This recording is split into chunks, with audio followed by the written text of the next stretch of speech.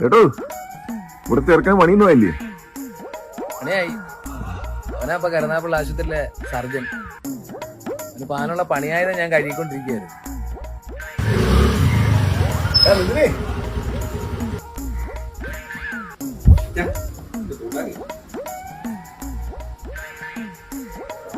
വാഴ വെച്ച്